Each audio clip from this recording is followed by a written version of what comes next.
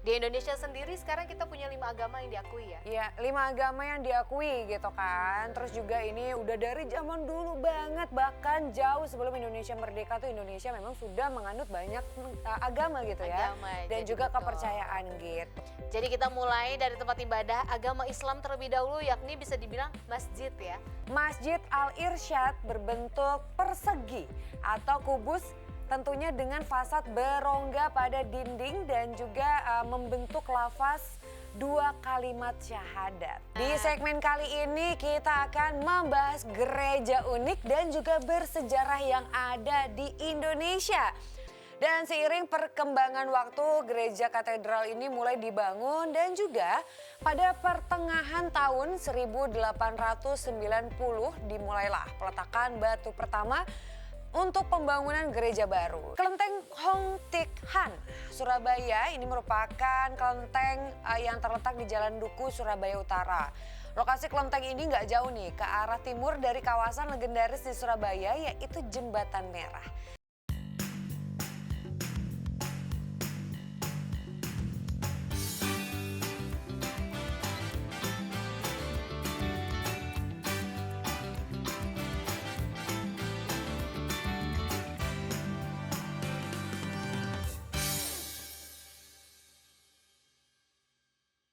Hai Indonesia. Hai millennials, apa kabar semuanya? Semoga dalam keadaan yang baik ya. Betul. Ketemu lagi nih dengan kita berdua di sini, ada Aisyah Gray. Ada Duka Azita juga di sini. Di mana lagi kalau kita ketemu di Hai Indonesia pastinya. Berbagi cerita Dan berita untuk Indonesia lebih baik. Dan pastinya hanya di Mata Milenial Indonesia TV ya, matanya Indonesia. Hai kalian, apa kabar semuanya? Gray, baik kabarnya? Kabar baik dong. Iya dong, kita harus Wah, luar baik-baik biasa. ya. Harus baik, harus sehat, harus bahagia. Nah, milenial seperti biasa ya, selama 1 jam ke depan tentunya kita akan membawakan topik menarik banget nih. Dan selain topik juga ada apa nih Nuka? Iya, biasanya kita bawain berita viral, cerita-cerita yang menarik pastinya.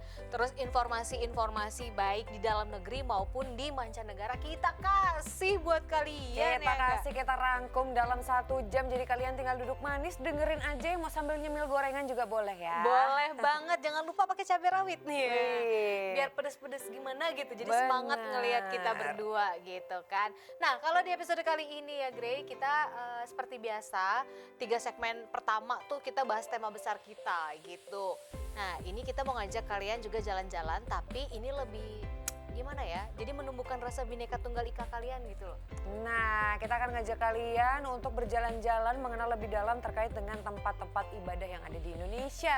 Iya, pastinya banyak kita punya tempat ibadah karena di Indonesia sendiri sekarang kita punya 5 agama yang diakui ya. Iya, 5 agama yang diakui gitu kan. Terus juga ini udah dari zaman dulu banget, bahkan jauh sebelum Indonesia merdeka tuh Indonesia memang sudah menganut banyak agama gitu ya. Agama, Dan jadi juga betul. kepercayaan gitu. Makanya memang sebagai negara Indonesia ini panutannya adalah Bhinneka Tunggal Ika. Ya, ini simbol dari negara Indonesia Bhinneka Tunggal Benar. Ika ya. Jadi semboyan bangsa kita sih bisa dibilang seperti itu, yang artinya walaupun kita berbeda-beda tetapi tetap satu jua. Nah, jadi Bhinneka Tunggal Ika ini memang sangat mempresentasikan Indonesia dalam mewakili keadaan bangsa Indonesia yang terdiri atas beragam kebudayaan dan perbedaan. Salah satunya sistem kepercayaan dan agama. Nah, kalau di Indonesia sendiri memang memiliki beberapa kepercayaan agama yang tadi juga Nuka udah spill, yang dianut oleh masyarakat di seluruh Indonesia. Inilah yang akhirnya menjadikan setiap tahunnya di Indonesia ini memiliki banyak perayaan agama yang diselenggarakan di tempat ibadah masing-masing. Di episode kali ini kita akan bahas pokoknya ya, kita akan kenal lebih dalam lagi tempat-tempat ibadah apa aja sih yang ada di Indonesia yang memiliki pastinya arsitektur yang unik dan juga bersejarah. Jadi kita mulai dari tempat ibadah agama Islam terlebih dahulu, yakni bisa dibilang masjid ya.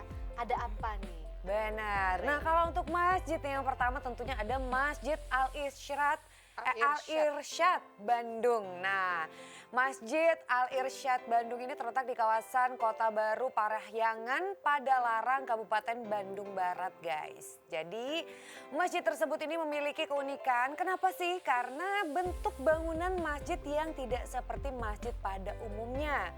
Masjid Al-Irsyad berbentuk persegi atau kubus, tentunya dengan fasad berongga pada dinding dan juga membentuk lafaz 2 kalimat syahadat. Nah, Masjid Al-Irsyad ini berdiri di atas lahan 1 hektar, dibangun pada 7 September 2019 atau bertepatan dengan Nuzulul Quran 17 Ramadan 1430 Hijriah. Tetapi nih, proses pembangunan masjid ini selesai dan diresmikan pada bulan Agustus 2010.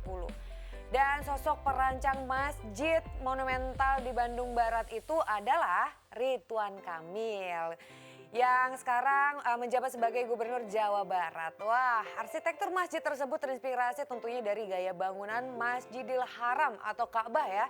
Dan di bagian atap masjid terdapat 99 kotak persegi yang merupakan lampu penerang. Tepat di ujung setiap kotak membentuk asma Allah. Jika suasana mulai gelap, kotak persegi itu akan tersorot cahaya yang lantas memancarkan Asmaul Husna. Wah, bagus banget tentunya ya. Keren ya, ini masih salah satu kebanggaan warga Bandung juga yang desainnya didesain sendiri oleh Pak Gubernurnya. Benar. Gitu. Jadi ketika nanti udah nggak menjabat ada peninggalannya yang wah bagus Banyak banget kayaknya dan Bandung peninggalannya dia ya. luar biasa ya memang ya. Oke, selanjutnya dari Bandung kita ke Jawa Timur, tepatnya di Surabaya. Ini ada Masjid Cheng Ho. Nah, kalau kalian biasanya ke Kelenteng itu dikenal sebagai tempat ibadah penganut kepercayaan tradisional Tionghoa. Kalau di Surabaya, kini terdapat masjid yang memiliki bentuk seperti kelenteng, yakni ada nama Masjid Cheng Ho ya. Nah, masjid yang bernuansa Muslim Tionghoa ini berada di Jalan Gading, Ketabang, Genteng, Surabaya, Jawa Timur. Keindahan seni dan budaya cukup kental di sini yang kita bisa lihat di Masjid Cheng Ho, karena Masjid Cheng Ho Surabaya adalah masjid pertama di Indonesia yang menggunakan nama Muslim Tionghoa dan menjadi simbol perdamaian umat beragama. Ornamennya sendiri bernuansa Tiongkok lama dan pintu masuknya menyerupai bentuk pagoda yang terdapat juga relief naga dan patung singa dari lilin dengan lafaz Allah dalam huruf Arab di puncak pagodanya. Jadi kalau menurut masyarakat setempat, dibangunnya Masjid Cheng Ho Surabaya ini merupakan bentuk penghormatan pada Cheng Ho, laksamana asal Tiongkok yang beragama Islam. Abad ke-15 pada masa dinasti Ming di tahun 1368 sampai 1643, orang-orang Tionghoa dari Yunani melakukan ekspedisi Asia Tenggara termasuk ke Indonesia dengan mengemban beberapa misi. Di antaranya seperti berdagang, terus menjalin persahabatan, serta menyebarkan ajaran agama Islam di berbagai wilayah di Nusantara, terutama di Pulau Jawa gitu. Jadi sejarahnya cukup panjang sebenarnya ya. Nah memang di kota itu apalagi banyak banget warga turunan Tionghoa atau Cina ya yang tinggal di sana. Jadi memang damai banget kalau misalkan kita berkunjung ke sana. Nah, salah satunya juga ini diwujudkan dari masjid yang menggunakan nama Tionghoa ya. Betul, kan orang biasanya, hah, Cheng Ho itu kelenteng? Enggak, ini masjid gitu. Nah, benar banget. Oke, karena memang namanya beragama gitu ya. Kita boleh dari negara mana aja untuk Boleh menganut agama dong, gitu ya. iya. Oke, kita langsung menuju ke berikutnya. Ini ada Masjid Menara Kudus. Tentunya Masjid Menara Kudus ini terletak di Jalan Menara, Desa Kauman, Kecamatan Kota, Kabupaten Kudus. Namanya juga Masjid Kudus ya. Dan ini tepatnya ada di Jawa Tengah. Nah, menara masjid ini cukup ikonik banget. Kenapa nih? Karena ini menyerupai bangunan candi dan juga melambangkan akulturasi budaya masa lalu. Tidak seperti kebanyakan masjid pada umumnya nih ya. Menara masjid ini dibuat layaknya bangunan candi. Gaya arsitektur Masjid Menara Kudus secara keseluruhan bergaya tradisi seni Hindu. Hal ini dapat dilihat pada struktur dan juga bangunan atap berupa tumpang bersusun 3.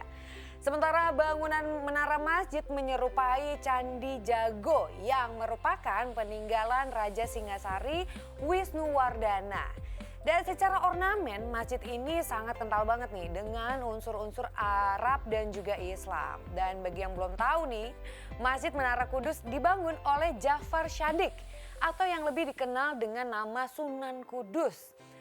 Jadi memang udah tua banget nih, usia masjid ini diperkirakan sudah mencapai hampir 500 tahun.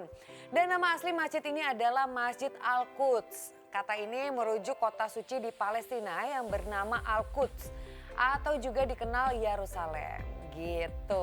Wah, ini campuran lagi nih antara Islam dan juga Hindu. Iya, jadi filosofinya tuh penuh makna ya Bener. sebenarnya. Nggak sembarangan orang taunya cuma oh Masjid Kudus, tapi lihat sejarahnya dulu. Ternyata semenarik itu gitu loh. Banyak sejarah panjang di belakang masjid tersebut gitu kan. Oke, sekarang dari Kudus kita ke Sumatera Barat, tepatnya di Padang nih ada Masjid Raya Sumatera Barat ya. Nah, kalau kita berbicara soal Masjid Raya Sumatera Barat atau dikenal sebagai Masjid Mahligai Minang, ini adalah salah satu masjid terbesar di Indonesia yang terletak di Kecamatan Padang Utara, Kota Padang, Provinsi Sumatera Barat. Pembangunan masjid tersebut dimulai dengan peletakan batu pertama pada tanggal 21 Desember 2007 oleh Gubernur Sumatera Barat saat itu yaitu Bapak Gamawan Fauzi. Nah, Masjid Raya Sumatera Barat ini menarik perhatian dunia karena memang desain masjid yang identik dengan tipologi atau bagonjong khas rumah masyarakat Minangkabau. Dan lalu masjid raya tersebut juga tidak memiliki kubah nih seperti masjid pada umumnya. Tapi jangan salah, atap masjid ini berbentuk atap rumah adat Minang ya dan berbentuk gonjong. Arsitektur masjid ini merupakan hasil rancangan Rizal Muslimin, pemenang sayembara desain Masjid Raya Sumatera Barat yang diikuti oleh 323 arsitek dari berbagai negara pada tahun 2007. Dan di masjid ini juga terdapat ukiran Minang sekaligus kaligrafi pada dinding bagian luar. Selain itu juga arsitektur masjid ini menggambarkan kejadian peletakan batu Hajar Aswad dengan menggunakan kain yang dibawa oleh 4 orang perwakilan suku di kota Mekah pada setiap sudutnya. Nah, lagi-lagi pembangunannya nggak asal bangun gitu kan, dari bentuk ternyata filosofinya ngambil dari rumah adat di Sumatera Barat gitu. Benar, belum lagi ada ukiran-ukiran dan juga Kaligrafi, kaligrafi, gambaran-gambaran berikut dengan sejarah Islam juga tentunya ya. Betul. Nah, masjid berikutnya siapa sih yang nggak kenal dengan Masjid Istiqlal di Jakarta Pusat. Nah, masjid yang terletak di pusat ibu kota Jakarta ini merupakan masjid terbesar di Asia Tenggara, geng. Wah, luar biasa banget ya. Dan kalau kita ngomongin pembangunan masjid ini ya, ini diprakarsai tentunya oleh Presiden Republik Indonesia masa itu yaitu Insinyur Soekarno. Nah, beliau jugalah orang pertama yang memancangkan batu sebagai tanda dimulainya pembangunan Masjid Istiqlal pada tanggal 24 Agustus 1961. Dan kalau kita ngomongin arsiteknya ya, arsitek Masjid Istiqlal ini adalah Frederik Silaban, seorang obsister atau arsitek generasi awal di Indonesia. Dan nama Istiqlal sendiri diambil dari bahasa Arab yang artinya adalah merdeka. Sebagai simbol dari rasa syukur bangsa Indonesia atas kemerdekaan yang diberi oleh Allah Subhanahu wa Ta'ala. Dan masjid yang memiliki daya tampung sekitar 200.000 jemaah ini memiliki gaya arsitektur Islam modern tentunya. Ini modernnya juga modern internasional nih yang memadukan arsitektur Indonesia, Timur Tengah dan juga Eropa. Masjid ini menerapkan bentuk-bentuk geometri sederhana seperti kubus, persegi, terus juga ada kubah bola dalam ukuran raksasa untuk memunculkan kesan agung dan juga monumental. Iya, itu tadi ya beberapa masjid di Indonesia yang memiliki filosofi dan juga sejarah yang luar biasa. Tapi sebenarnya sih masih banyak ya. Masih banyak, tapi Karena kita highlight iya. yang arsitekturnya unik aja nih.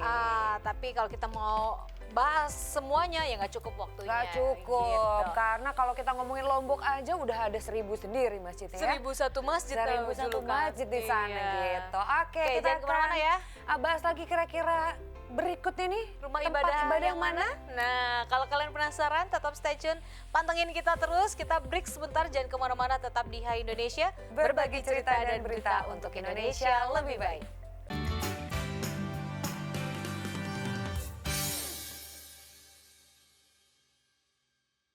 Hai Indonesia, kita balik lagi pastinya ya, masih di Hai Indonesia, berbagi cerita dan berita untuk Indonesia lebih baik. Masih sama Duka Azuta di sini dan juga ada Aisyah Gray. Iya, kita Dan berdua masih iya. di sini. Masih bahas apa? kita masih bahas tempat ibadah yang ada di Indonesia, guys. Kalau sebelumnya kita udah bahas masjid-masjid dengan arsitektur unik yang ada di Indonesia. Nah, Betul banget. di segmen kali ini kita akan membahas gereja unik dan juga bersejarah yang ada di Indonesia. Tentunya yang pertama adalah gereja katedral. Wah, gereja katedral merupakan salah satu bangunan cagar budaya yang ada di Jakarta. Wah, masuk cagar budaya. Dan gereja katedral ini mempunyai sejarah panjang banget nih, tentunya dalam pembangunan proses pembangunannya nih. Betul. Nah, kalian tahu nggak sih kalau misalkan pembangunan gereja katedral ini dimulai pada tahun 1807 ketika Paus Pius ke-7 ya, ini mengangkat Pastor Nielissen sebagai prefek apostik Hindian Belanda. Dan seiring perkembangan waktu, gereja katedral ini mulai dibangun dan juga pada pertengahan tahun 1890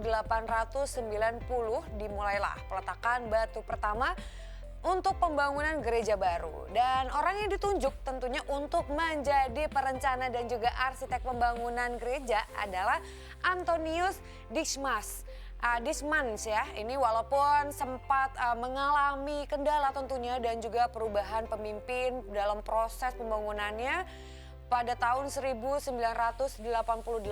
bangunan gereja ini dicat terus juga dibersihkan dari lumut yang sering menempel di dinding. Selain itu juga terdapat perbaikan terhadap bagian bangunan yang mengalami kerusakan. Dan pada tahun yang sama pula nih gedung pastoran dan juga gedung pertemuan juga ikut ditambahkan untuk menambah nilai kegunaan dari gereja katedral. Dan kini gereja katedral menjadi gereja ikonik di Jakarta, guys. Yap, itu tepatnya seberang-seberangan ya sama Istiqlal. Istiqlal ya. Ini jadi contoh banget nih kalau Indonesia ini memang negara yang Bhinneka Tunggal Ika. Benar.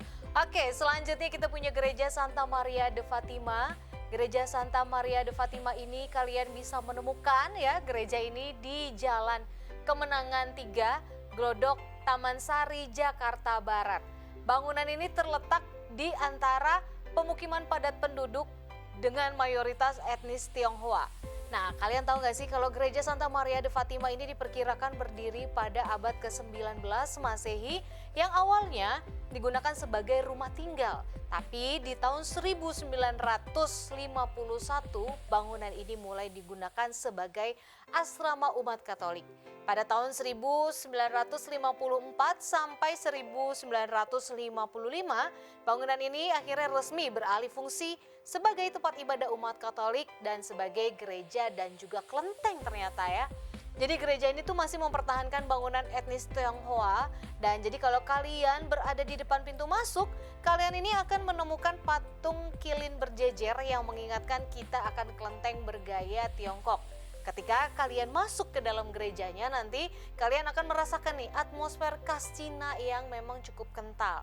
Dari konstruksi kayu, ukiran, warna merah yang mendominasi setiap sudut gereja. Jadi bagian mimbar gereja juga terdapat ukiran kayu khas Tiongkok ya. Jadi nggak heran perpaduannya, ini Katolik dan Tiongkok ketemu di sini. Waduh, seru banget tentunya. Oke, nah ini berikutnya ada gereja Belenduk ya. Gereja Belenduk ini merupakan gereja yang berada di Semarang, guys. Nah, gereja ini dibangun pada tahun 1753 ya, menjadikan gereja ini salah satu landmark di Kota Lama. Nah, disebut gereja Belenduk karena bentuk kubahnya itu seperti irisan bola.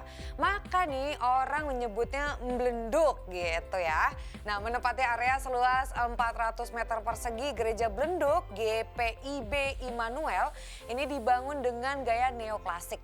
Yang apabila kalau kita lihat sekilas nih, bangunan ini mirip dengan bangunan-bangunan gereja di Eropa pada abad ke-17 hingga 18 yang menggunakan kubah sebagai penutup atapnya. Nah, memiliki bentuk dasar segi 8, keunikan gereja Belenduk ini dapat kita lihat dari atas nih. Karena kalau dilihat dari atas, denah gereja ini berwujud seperti salib Yunani. dengan ruang kebaktian sebagai titik sentral. Tetapi nggak hanya bangunannya aja nih yang unik, karena ada beberapa benda maupun ornamen di gereja Blenduk ini juga memiliki kekhasannya sendiri. Salah satunya ini ada orgel setinggi 6 meter yang kabarnya udah berusia lebih dari 200 tahun. Wah, terus ada juga keunikan dari tempat duduknya nih, duduk jemaatnya gitu ya, yang berupa kursi tunggal berbahan kayu jati dengan sandaran punggung dan juga dudukan dari anyaman rotan. Dan kalau misalkan kalian kesini nih, kalian akan menemukan nuansa lawas pada ventilasi berupa jendela-jendela lengkung model Romawi kuno. Terus juga adanya jendela berbahan kaca patri yang mempunyai gaya gotik. Dan kabarnya nih jendela-jendela itu nggak bisa dibuka tutup guys. Karena memiliki ciri khasnya tersendiri. Jadi kalau misalkan sekarang ya GPIB Immanuel atau yang disebut juga dengan Gereja Blendung. Ini ditetapkan sebagai situs cagar budaya guys. Wah, udah jadi cagar budaya loh. Keren loh ya, berarti klasik banget ya kayaknya mungkin ya. Gitu. Klasik banget dan kayaknya buat foto-foto agak-agak horor gitu seru ya di sana ya. Agak-agak spooky gimana Iya. gitu ya kan. Oke, selanjutnya kita ke gereja Kepanjen. Kalau kalian tahu ini ada gereja tertua yang ada di Surabaya. Gereja tersebut bernama Gereja Katolik Kelahiran Santa Maria atau biasa disebut Gereja Kepanjen. Sebelum dijadikan gereja, tempat ini terlebih dahulu dibangun sebuah rumah dan ibadah nih.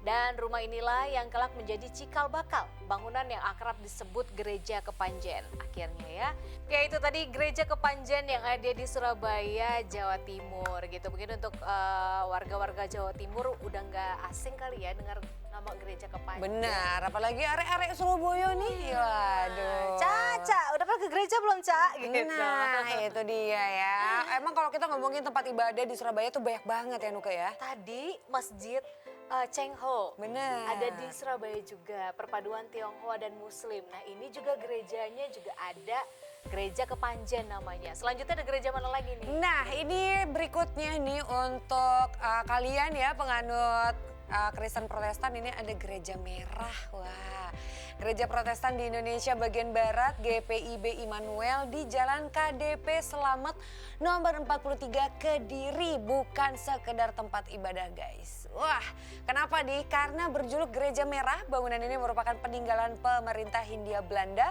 yang menyimpan Injil kuno tahun 1867. Wow, masih punya ya Injil kuno banget nih. Dan jejak peninggalan kolonial juga terlihat kuat banget pada bangunan gereja berarsitektur Eropa di kawasan cagar budaya Kota Kediri. Warna gedungnya yang merah menarik perhatian pengguna jalan yang melintas di depannya. Dan pada mulanya nih gereja yang dibangun pada tanggal 21 Desember 1904 ini berwarna putih. Tapi pada tahun 1969 warnanya diganti merah dan dipertahankan hingga sekarang. Kemudian kita memasuki pintu utama gereja, terpampang plakat pendirian bangunan dari marmer. Selain menjelaskan tanggal pendirian, tercantum pula nih nama J.A. Broers sebagai pendeta pertama. Atmosfer peribadatan masa lampau ini muncul dari benda-benda kuno yang dipertahankan hingga saat ini. Mulai dari jendela, mimbar, hingga tangga yang masih terawat dan juga berfungsi dengan baik. Wah. Keren nih ya, kayaknya kalau dengar tempat ibadah yang usianya udah tua tapi masih terjaga dengan baik tuh luar biasa. Luar biasa, apalagi masih bisa difungsikan ya. Iya, Waduh. gitu. Jadi kayak ada nambah historisnya gitu kan. Oke, selanjutnya ada Gereja Sion. Nah, Gereja Sion ini dikenal juga dengan nama Portugisi. Buitenkerk, aduh susah ya. Ini nih jadi gereja peninggalan Portugis ya, adanya di sudut Jalan Pangeran Jayakarta dan Mangga Dua Raya. Bangunan gereja ini memiliki kemegahan arsitektur serta daya tahan yang kokoh. Dan pada akhir abad ke-17, kawasan ini merupakan kawasan elit dan banyak bangunan rumah mewah dengan halaman mewah. Disebut gereja Portugis karena memang saat kapal-kapal Portugis singgah di pelabuhan Sunda Kelapa dan menandatangani perjanjian dengan Raja Hindu Sunda. Nah, Portugise Buitenkerk atau gereja Portugis selesai dibangun pada 1695 untuk menggantikan pondok kayu sederhana yang sudah tidak memadai bagi umat Portugis hitam.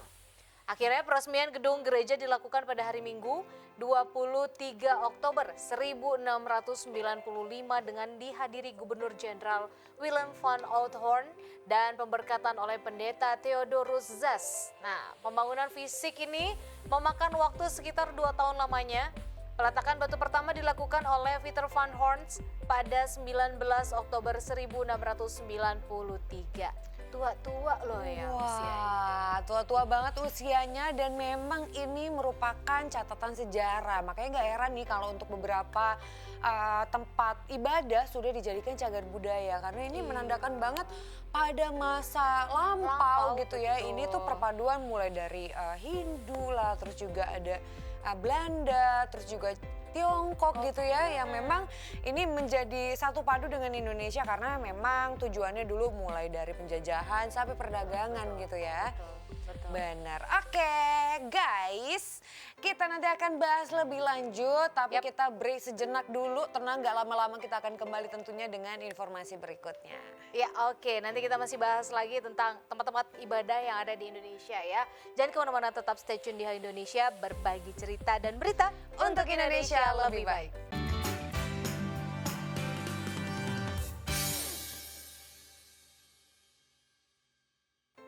Hai Indonesia, kita balik lagi. Seperti janji kita nggak lama-lama kan? Benar, kita tetap di sini, tenang aja ya. Masih ada berita berikutnya tentunya yang akan kita sampaikan kepada kalian. Iya, Wow. kita masih mau bahas soal tempat-tempat ibadah yang ada di Indonesia. Segmen pertama tadi kita udah bahas soal masjid yang ada di Indonesia. Nah. Dengan arsitektur yang unik, terus sejarahnya juga. Benar, Terus perpaduan gereja, gitu ya, iya. berbagai suku juga, Betul. ras, Betul. wah keren banget lah. Terus tadi di segmen 2 juga kita udah bahas gereja-gereja ya. Gereja bisa dibilang ini gereja-gereja tua loh, yang usianya udah nggak muda, ibaratnya ini peninggalan malah dari zaman-zaman mungkin kita sebelum kita lahir, tapi Peninggalan peninggalan sejarah.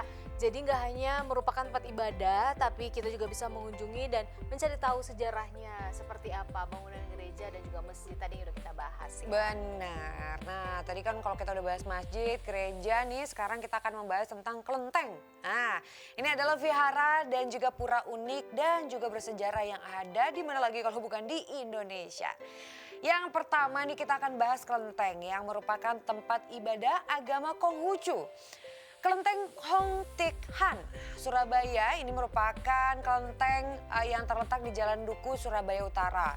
Lokasi kelenteng ini nggak jauh nih ke arah timur dari kawasan legendaris di Surabaya yaitu Jembatan Merah. Letaknya yang berada di Jalan Duku, masyarakat sekitar ini mengenal kelenteng ini dengan sebutan Kelenteng Duku. Kelenteng Hong Thik Han merupakan kelenteng tertua yang ada di Surabaya. Kelenteng ini konon dibangun oleh pasukan Tartar di zaman Kubilai Khan di awal kerajaan Majapahit berdiri nih. Dan kalau misalkan kita begitu tiba di kelenteng Hong Thik Han, kita akan melihat dua buah bangunan utama yang terpisah oleh gang kecil. Kedua bangunan tersebut dijembatani oleh sebuah jembatan yang dijaga 2 ekor naga. Di lantai 1 bangunan terdapat altar Makco dan juga Kongco. Sementara di lantai 2 terdapat altar untuk Buddha, Dewi Kuan Yin dan juga beberapa dewi-dewi lainnya. Wow. Itu dia. Oke, sekarang kita berlanjut lagi masih membahas kelenteng yang ada di Semarang. Kalau sekarang ini ada namanya Kelenteng Tai Kak Si. Nah, kalau kalian mengunjungi Semarang, jangan lupa nih untuk mampir ke Jalan Gang Lombok ya. Di sana kalian bisa menemukan kawasan pecinan terbesar yang ada di ibu kota Jawa Tengah tersebut nih. Masuk ke dalam gang tersebut, nanti udah ada sebuah perahu besar yang menarik perhatian. Nah, bangunan perahu tersebutlah yang merupakan replika perahu Laksamana Zheng He dan tepat di seberangnya ada juga nanti bangunan tua yang dikenal sebagai Kelenteng Tai Kak Si. Pada bangunan yang berdiri sejak tahun 1746 ini tertulis nama Tai Kak Si tepat di pintu masuknya ya. Nah, pada pintu masuk tersebut nantinya terdapat penjelasan sejarah penamaan kelenteng yang berarti kuil kesadaran agung oleh Kaisar Dao Guang yang ini berdiri sejak tahun 1821 sampai 1850 dari dinasti Qing. Nah, seperti kelenteng pada umumnya, kalau kelenteng Tai Kak Si juga kaya akan ornamen dan juga simbol-simbol yang berhubungan dengan kepercayaan aliran Buddha, Tao, dan juga Konfusianisme. Seperti Atap kelenteng ini berhiaskan sepasang naga yang sedang memperebutkan matahari. Sepasang naga di atap tersebut merupakan simbol penjaga kelenteng dari pengaruh jahat. Naga dalam mitologi Tionghoa merupakan binatang yang melambangkan keadilan, terus kekuatan, dan juga penjaga barang-barang suci. Gitu jadi filosofinya. Benar, itu dia filosofinya ya. Wow. Oke, kita sekarang berlanjut nih untuk membahas vihara atau pagoda. Ini merupakan tempat ibadah agama Buddha ya. Nah, Vihara Ratanava Arama yang ada di Rembang. Nah, ini vihara pertama yang akan kita bahas. Jadi ini tepatnya berada di desa Sendangcoyo, Kecamatan Lasem, Kabupaten Rembang, Jawa Tengah. Nah, kompleks vihara ini luas banget, terus juga sejuk gitu ya. Dan asri banget karena terletak di kaki Gunung Kajar. Vihara dengan luas 5 hektar ini didirikan oleh Bante Sudhamo atau biku ya.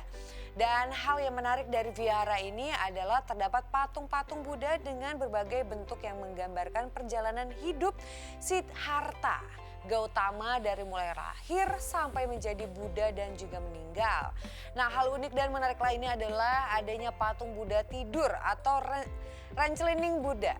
Nah, ini reclining Buddha ya dengan panjang 14 meter yang menggambarkan Sang Buddha Gautama meninggal dengan sempurna. Selain itu juga ada pula miniatur Candi Borobudur yang di dalamnya terdapat makam Bante Sudhamo, pendiri vihara ini. Wah, lucu banget ya, bikin makamnya itu di dalam miniatur Candi Borobudur nih.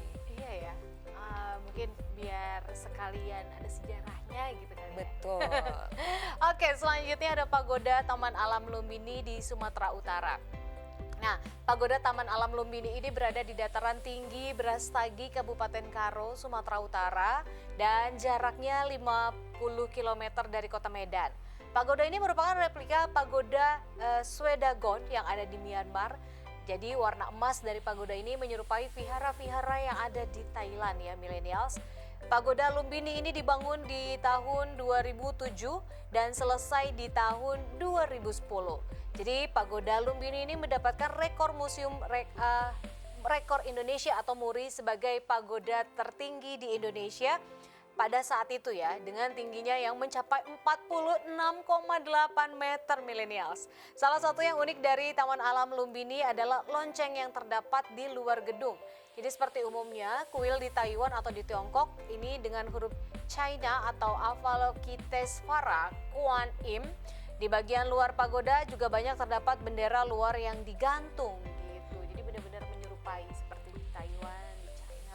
Wah, keren banget. Oke, nah tadi kita tinggalkan vihara, kita lanjut nih mengenal pura yang merupakan tempat ibadah agama Hindu. Dan pura pertama yang akan kita bahas di mana lagi kalau bukan di Bali, yaitu Pura Tanah Lot.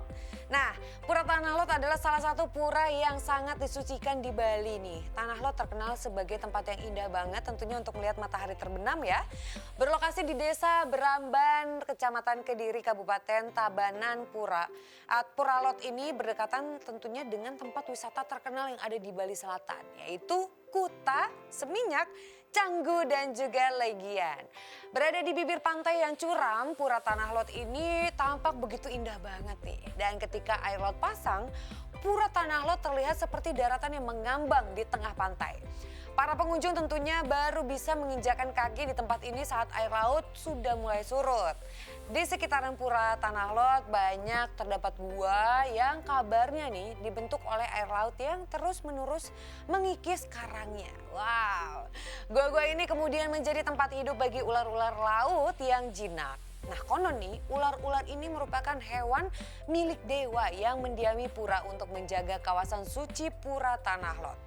Karenanya nggak boleh diusik nih. Jadi ular-ular laut yang berada di sekitar pura tuh katanya nggak boleh diganggu. Iya, gitu. didiamin aja. Jadi percaya nggak percaya sih, ada kepercayaan mereka seperti itu ya. Katanya nanti kalau kita ganggu ular-ular di sana, kita yang dapat bala gitu. Betul. Mendingan kalau udah ada peraturan kayak gitu dipatuhin aja ya millennials ya, daripada kenapa-napa. Dan selain itu juga tujuannya pastinya untuk menghargai lah ya. Iya dong, gitu.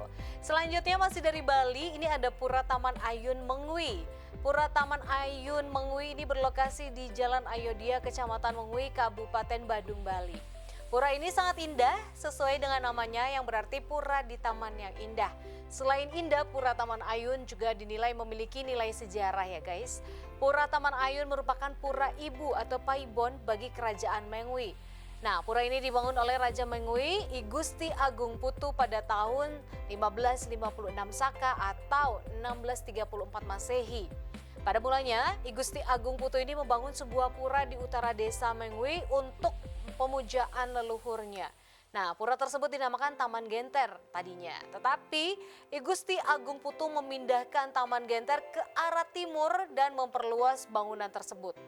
Pura yang telah diperluas tersebut diresmikan sebagai Pura Taman Ayun pada hari Selasa Kliwon dan Medang Sia bulan keempat tahun 1556 Saka. Jadi kalau sampai sekarang, setiap hari Selasa Kliwon ini hukum Medang Sia menurut penanggalan Saka di pura ini diselenggarakan piodalan atau upacara untuk merayakan ulang tahun berdirinya pura. Gitu. Waduh, ternyata dari tahun 1600-an ya guys ya sudah ada pura di Bali.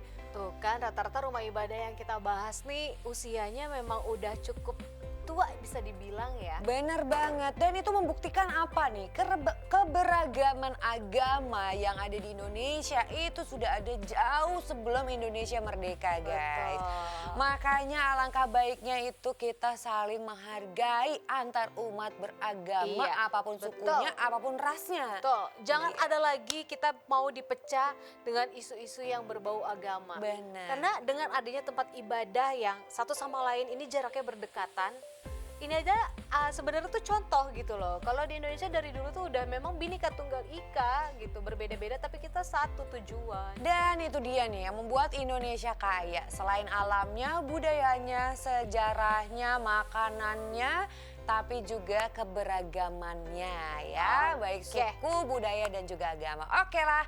Kalau gitu tadi itu dia pembahasan terkait dengan tempat ibadah yang ada di Indonesia. Gimana nih guys, kalau menurut kalian di tempat kalian ada yang lebih kece, boleh di-share ke kita ya? Ya, boleh juga komen berbagi, siapa tahu nanti bisa kita bahas juga kan. Jangan kemana-mana, tetap bersama kita berdua hanya di Hai Indonesia. Berbagi cerita dan berita untuk Indonesia lebih baik.